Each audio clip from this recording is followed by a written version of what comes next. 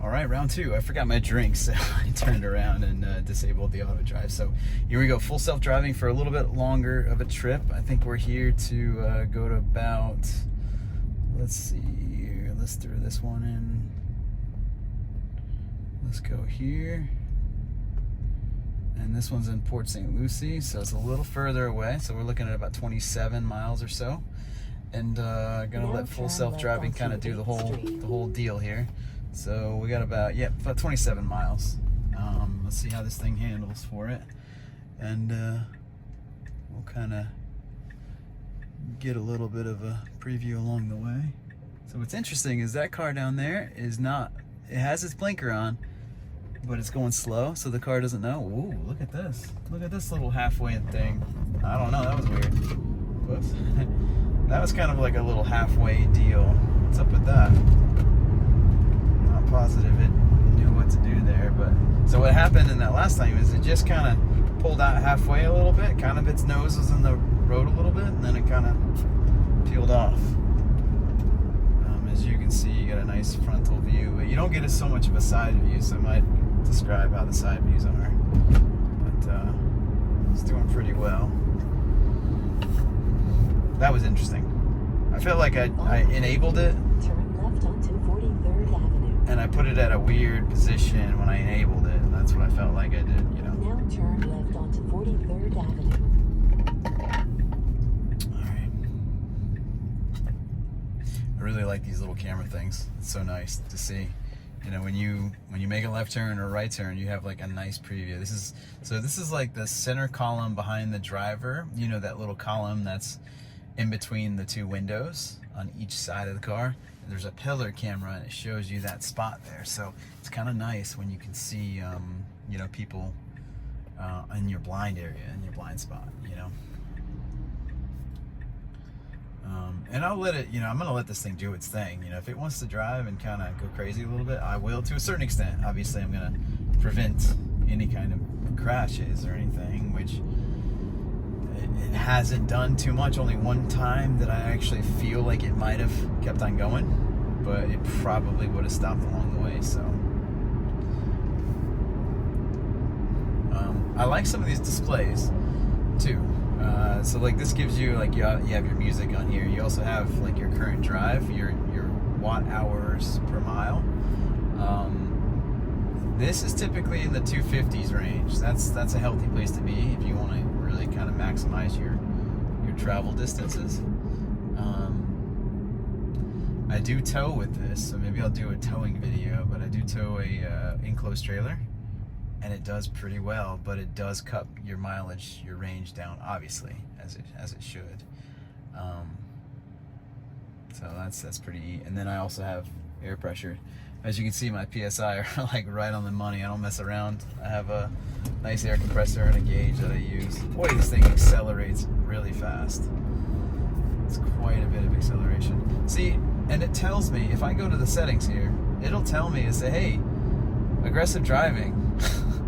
It'll say that too. It'll say, hey, listen, if you just, you know, chill out on your aggressive driving, you'll get a little bit better range. I'm like, dude, you're driving. You know, this thing is going on its own. So how in the world would it do that? But why would it do that? But I have a theory. You know, what it does is when it pulls out in traffic, in order to avoid like some sort of I guess to not impede the flow of traffic, it really puts on like some acceleration, right? So if it pulls out in front of somebody, or pulls out kind of in front of somebody, it accelerates, so the person is not being like, you don't have to slam your brakes on, you know. But ultimately, I wouldn't drive like that anyway. I would just wait a little longer, and then find a bigger opening and just kind of go gently. Also, the way this thing works with the full self-driving, with the accelerator, where you can let off the accelerator. What do you call that? Do you call it a gas pedal? No, I let off the, I don't even know. Tell me what pedal that should be called. I don't know. The accelerator. You let off the accelerator, and essentially you're regenerating, because it reverses the motor's polarity or some sort. I'm not exactly sure what it does, but it regenerates electricity for you. that's helpful. So when you're towing a trailer, what's cool about that is that, like, if you're going down a hill or if you're like stopping, you do get some good regeneration, or at least it seems that way. But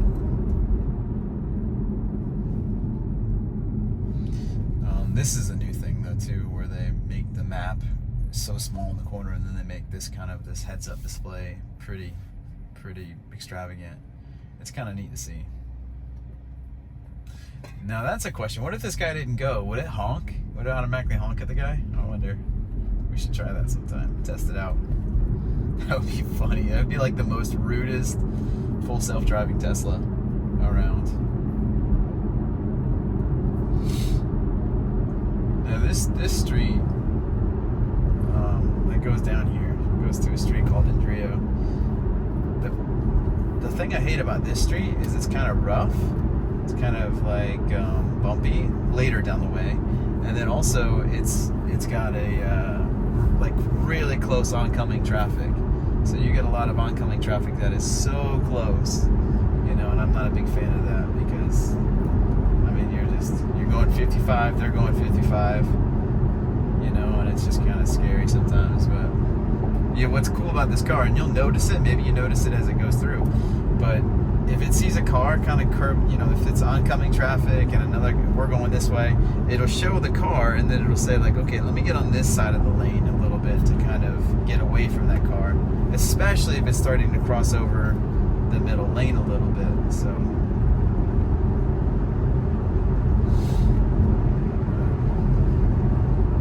okay, you're gonna start seeing it get a little rougher up here, and hopefully it doesn't vibrate so much on the mount here. We'll see. Yeah, see how it kind of got over a little bit? That's kind of neat.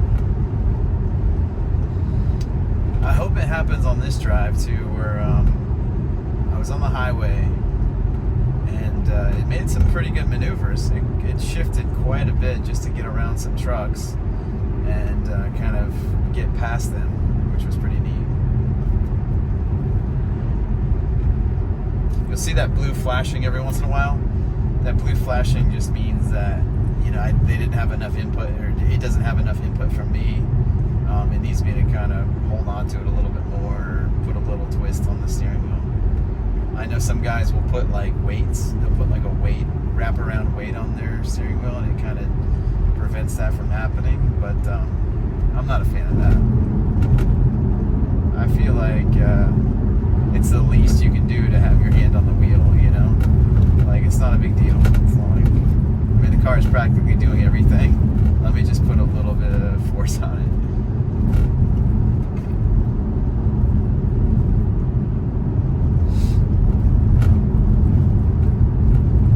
This is the road I'm talking about. It's kind of tight. I'm not a big fan of this being so close. But it's nice out here. It's kind of nice because it's got trees and nature and an occasional driveway. Let's see if it does it with the lane shift. See if it shifts over. Very slightly on that one. A little bit more so on that one. And then it kind of goes right back over.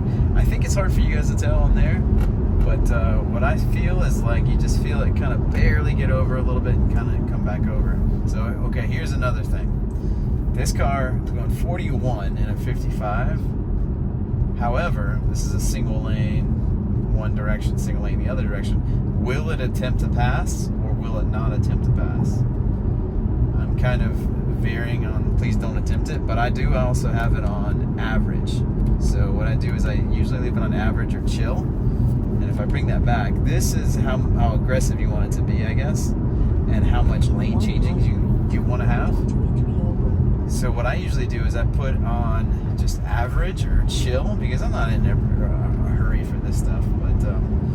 But I know I've never used this thing where it says minimal lane change assist right there, minimal lane changes. I've never really used that feature, just because I don't mind if it, you know, if it shifts lanes, not a big deal.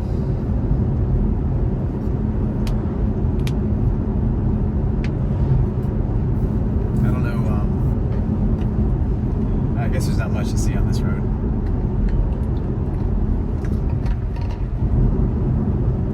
So up here, there's actually two turning lanes that turn over. I'm curious because last time it stayed in the left turning lane, which has no right turn on red, except for the right turning lane has right turn on red. So it went to the left lane and it still made a turn on red. So it kind of broke the law a little bit there. Let's see what it does today. Okay, so it's sticking with that same lane. Now this is complicated because, boy, if this stays red. Now turn right on. So he made a right turn on red. Okay, we got the arrows now.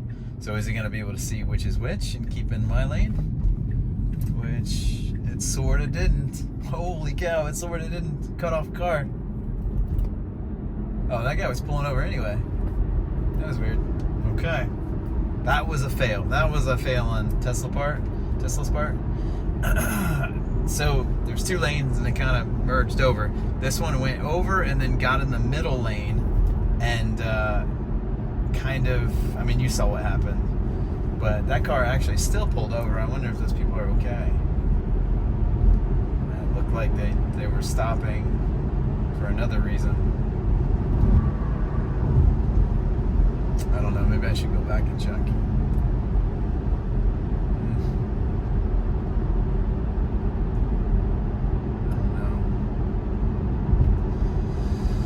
And then up here is I-95, big road, fast road. It handles 95 like no big deal. Turn left to take the Interstate 95 southbound toward West Palm Beach. I don't know if you can see it. There's a guy. What a nice sky. What a pretty beautiful sky right here. It's beautiful. Okay. So we're stopping here. What's cool too is sometimes you'll see like the arrows built into the view here. Like it'll say turning lane and it'll show like the arrow going right or the arrow going left. You can kind of make it out right here. You can kind of make it out when this goes forward. When he goes forward a little bit, you're going to see an arrow show up there, I think. I mean,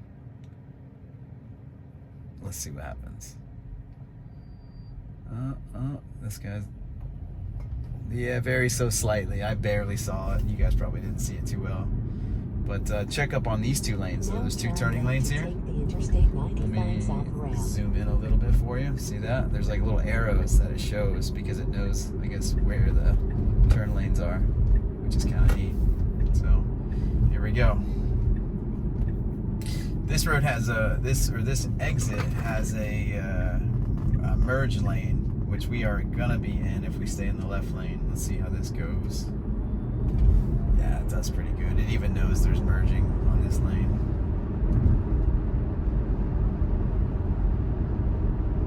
Okay.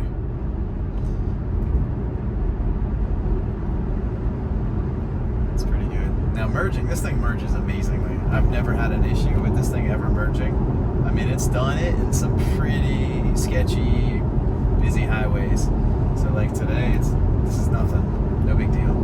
I guess it decides not even to use a blinker too, which is interesting. Okay, now it's using a blinker to go to the middle lane. Okay.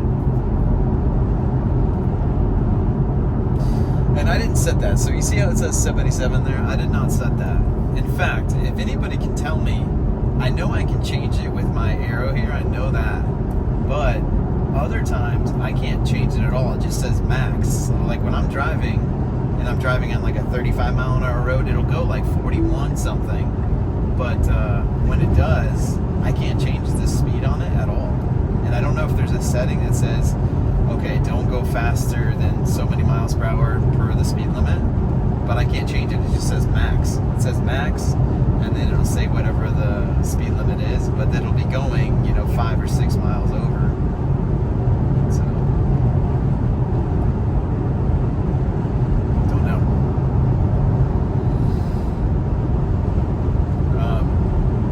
this is the thing I like about Florida roads. There's like no terrain. It's like straight shot. You're just going straight. There's nothing going on. It's good and it's bad. It's good because, it's like you can see for miles. You see if there's any debris on the road. There's not really any complicated turns.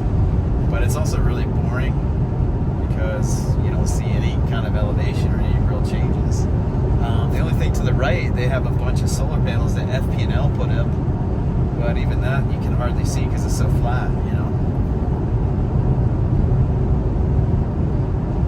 I hope it would be interesting to see what it does now with full self-driving and like a police officer or a state trooper. Before with the state trooper, it would actually show the lights, I believe, slow down for the state trooper and get out of the way. Like go in, if he's on the right, it would go into the left lane, or vice versa. And it read on here, it would say like emergency lights, slowing down for emergency lights.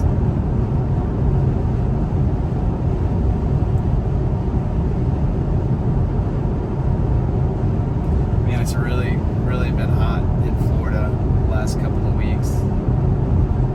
Let's see if it sees anything for rest areas or anything. It doesn't really show anything. Okay.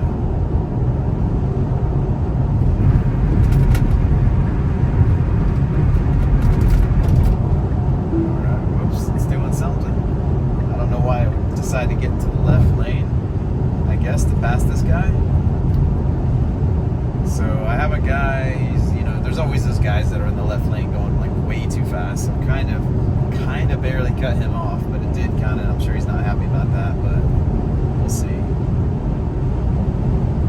So right now, there's a guy behind me, you know, not close, but, you know, close enough that he probably wants to pass. And we'll see what happens up here. So if you see on this car how far I get, let's see if it wants to switch over to the right lane. So why did that car turn blue? Interesting. So you see that. You see how it got over. Huh. That was interesting. That's pretty close, but not terrible. And of course, here comes the car that wants to pass me up. Right here. Get it, buddy. And there it is.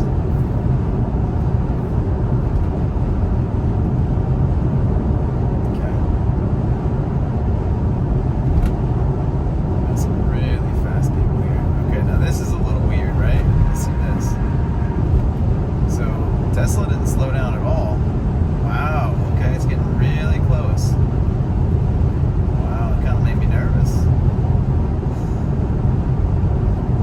Whoa. I mean, I was confident in it, but I definitely had a good grip.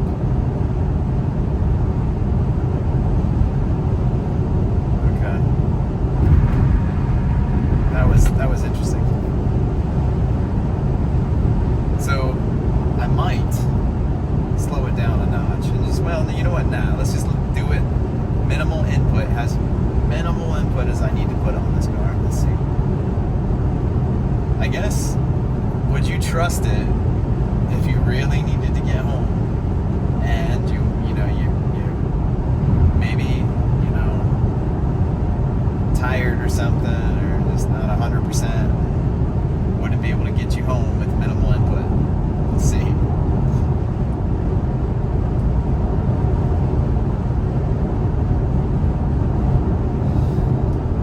So I think eventually this left lane right here, this lane turns into a merge. You gotta merge in, and it shortens the, or, you know, makes the highway a little smaller. Oh, it's a beautiful sky here.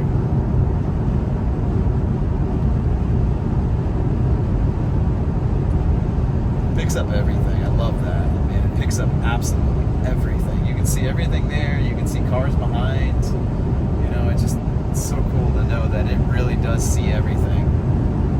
Does it pick up all those cars? No. There's a bunch of campers out to the right.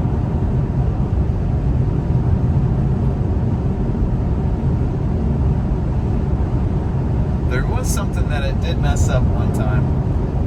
And I'll have to show you. I'll have to recreate it. I was on a road, and the road had really overgrown grass. And so there was grass in the median, and then there was another road with oncoming traffic. So it's kind of like this, but no border, no middle guard there. and the grass was so overgrown that it didn't really have a great picture of the other side. And instead of just doing the best it can, or the best it could, it thought that there was the camera on the left side, pillar camera, was not seeing everything properly. So it said, hey, full self-driving is degraded a little bit, because it thought it was obstructed, because it would see the road a little bit, then it wouldn't, because it was going through the tall grass. So it was kind of a weird situation.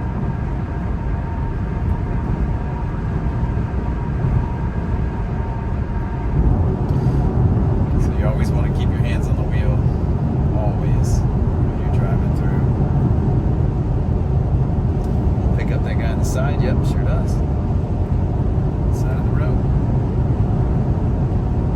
Just a beautiful sky today. It's so nice. So I want to also try this car in like really congested areas too. Like this obviously is not so bad, right? It's kind of wide open. It's nice. It's comfortable. Plenty of room. Not much traffic. I want to try it in like a little higher traffic areas, and maybe even around more pedestrians, just to see how it handles, giving them the right of way and trying to predict their movements, because that's what it does. It does try to predict some movements to a certain extent,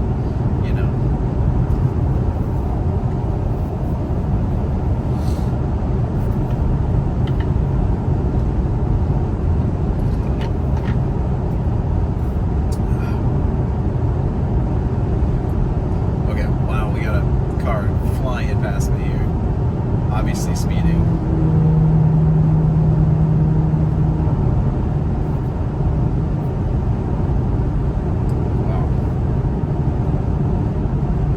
So my current drive, my watt hours is pretty good.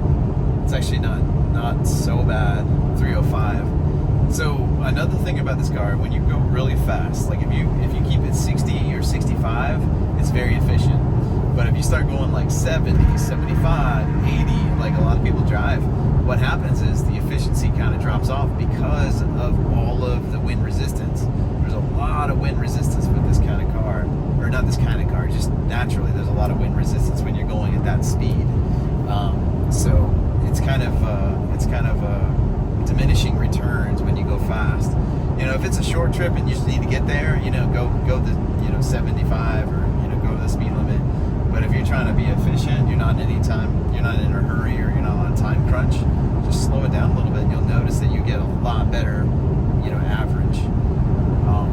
So I also have Trip A and Trip B. Trip A I set every once in a while, but Trip B I've actually never reset, and that has the original miles on the car. So I have 84,283 miles, and my average watt hours per mile is in a nice spot. It's 266, which is like kind of comfortable for the vehicle to be very efficient, like I was saying before. And I've even done a lot of towing with the trailer. I've done a lot of I even have a boat that I tow with this, and it does it perfectly. Alright, I guess it's gonna ride in the left lane the whole time here. I wonder if somebody came up on me, if it would get over to the right. So I have a theory on this, and I haven't tested it yet. When you were driving, and if you're going like 75 or higher, it stays in the left lane, the fast lane. But if you go like 74, 75, 73, 72, so lower, it goes to the middle lane, which is smart, it makes sense. It definitely makes sense. So we got about 4.5 more miles on this trip, 6 minutes till we meet our destination. So I would imagine I would probably, as a human driver, I'd probably start creeping over a little bit, getting myself prepared to get off. But let's see what it does.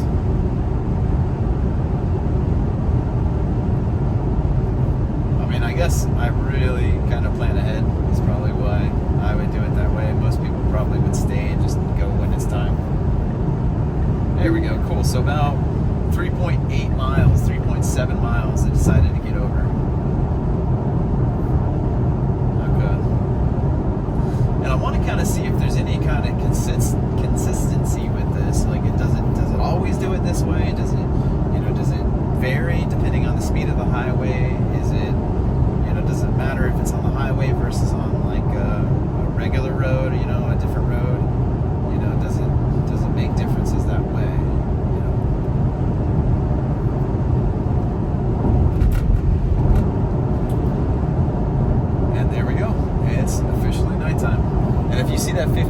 that is a supercharger. So that charger is, 1 mile. Take exit. and it says 15. That means it's got 15 spots, and that means that 15 available things. Now here's what's happening. You see this? There's a car getting ready to merge, and he has to merge. I'm pretty sure. So what is Tesla going to do here? Is he going to let him merge? Is he going to merge in front of me? Perfect. I mean, I don't think it slowed down in that situation, but I'm sure it would have. Okay, so these cars are going kind of slow. What's going to happen here? So Tesla's slowing down. Now I have to get in this lane. Yep. Very good. Okay, this is the exit ramp. Typically this exit ramp is about 45 to 35, I think. Take exit 120 on the right. Okay, looks like 35. Okay, let's see what happens. So I'm still going 60. Well, come on, buddy, slow it down a little bit. So I have to go up here and make a right. This one has no right turn on red. So will Tesla turn anyway? Well, shoot, I guess we can't really test that. But and see, here's what's different. It got all the way into this far right lane on this one. So it must know something to do with like the maps and satellite and everything, where it knows, that every intersection is sort of unique and it's programmed in a unique way. Perfect. Now you'll see in here there's a bike lane. The Tesla actually picks up that bike lane too. It shows that there's a bike lane. You'll see like a little bike symbol when you see it. I'll show you. Here's one. There it is, little bike. You'll see like a little bicycle. Now I'm surprised it didn't, peel out to the left and get past this guy, but we'll see.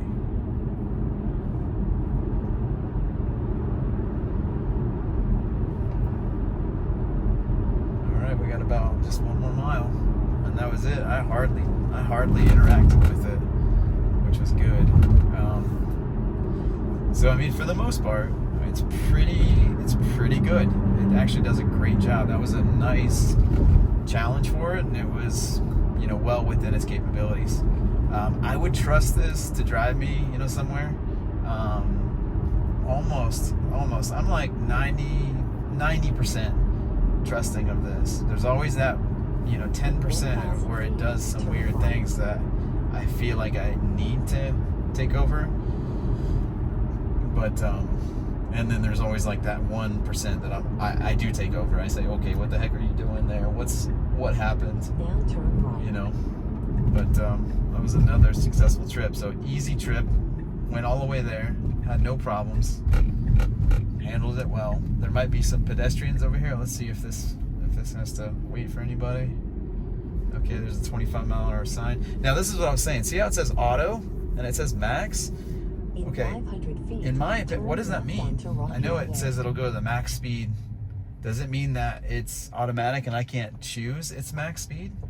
I think that's what it means, or I can't choose, but it'll go whatever it's programmed to go in a fastest way, But okay, there's some pedestrians here. Left onto Rabia Way.